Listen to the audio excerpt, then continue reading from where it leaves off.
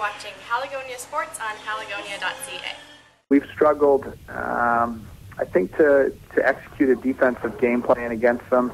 And then in both X and Cape Breton's case, we struggled to score a little bit. And, you know, part of it for us, I think, is still trying to find out what we do well. And I guess not only identifying what happens when we break down, but, you know, trying to figure out strategies to prevent those breakdowns. You know, even if you sort of analyze the statistics of the X game, did a lot of things quite well in that game, in the sense that, you know, we had 91 possessions compared to their 74, which, you know, in most cases gives you a chance to win. We had 16 offensive rebounds. They had 2.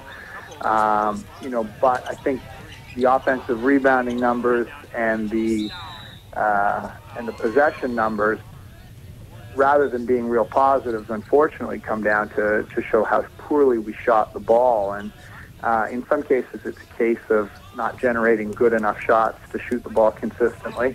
But in other cases, I thought on the weekend it was missing some real good opportunities and things that I think opportunities that we had done a good job of generating, things that we should be able to count on consistently in our ability to make them. And so, you know, in some ways you feel like you maybe let something slip away a little bit just because we weren't able to finish. You know, but it's difficult to say when it's a 20-point gap as well.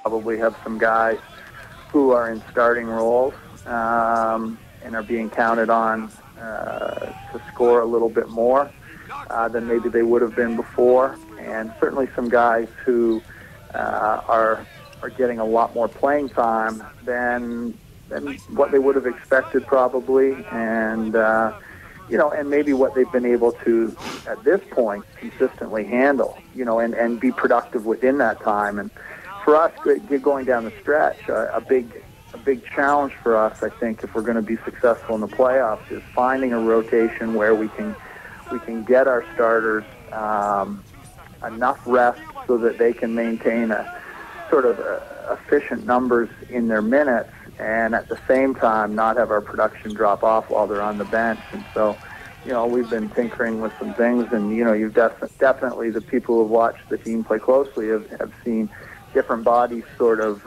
enter the game at different times, and, you know, in some cases probably surprisingly. And, you know, we're still, I think, searching to find, you know, who's going to provide those minutes of production off the bench, and who can sort of best fill those roles. And I think we're getting closer.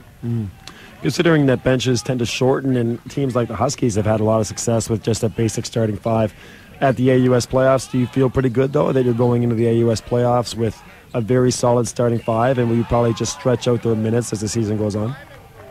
Yeah, you know, I think that's one thing. And, you know, for our backcourt guys, I think they can definitely, similar to the SMU guys, I think they can handle sort of a high volume of minutes.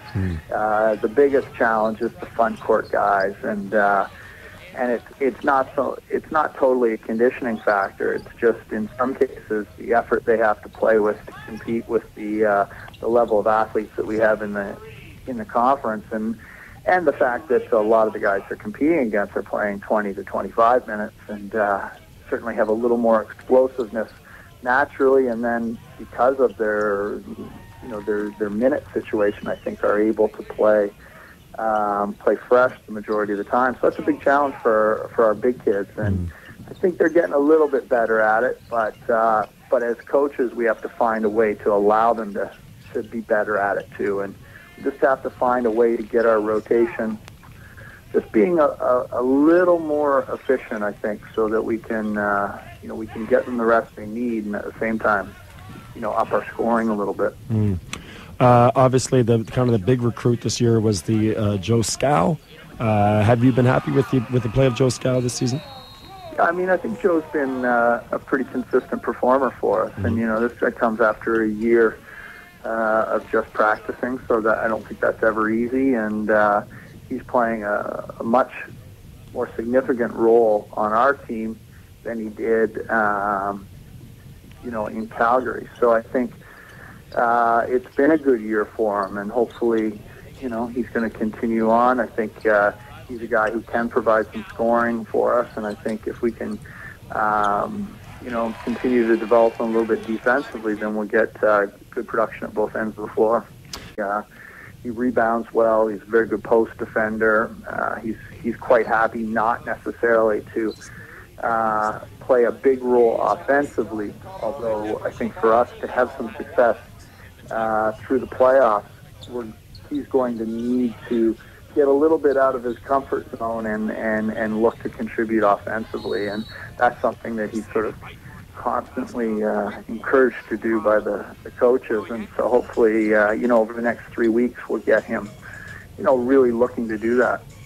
I think he's been a very important piece for us, really over the last 6 games for sure. And, again, I think if we can just get him to look for his own offensive options a little more consistently, then he'll play a very big role for us. So this weekend, the big rivalry game with the St. Mary's Huskies, 4 points on the line in the standings. What's the focus in practice this week preparing for the Huskies? Well, right now, we've got to figure out a way to handle their backcourt. Joey Haywood has frightening numbers, really, as we looked at them yesterday. He's and it's not the 25 points a game or 24 and a half points a game that he's scoring. It's how efficient he's getting those points. He's shooting over 50% from the floor. He's shooting 50% from the three-point line. He doesn't turn the ball over that much. He's, and he's just athletically, he's very difficult to handle. So we've got to find a way to keep him out of the open floor and try and make him just score in their quarter-court offense. And then, I think probably the other big concern for us is when Ike tends to have big numbers, then St. Mary's really rolls. So defensively, we'll try and make sure we're prepared to deal with him, limit his catches, and try and do the best we can to make those catches occur as far from the basket as we can. So, those are probably the biggest points for us. And hopefully it is considered a rivalry game. I think we're hopefully getting to the point where the two programs are competing on even ground, and people are excited to see who comes out on top. Coach, outstanding.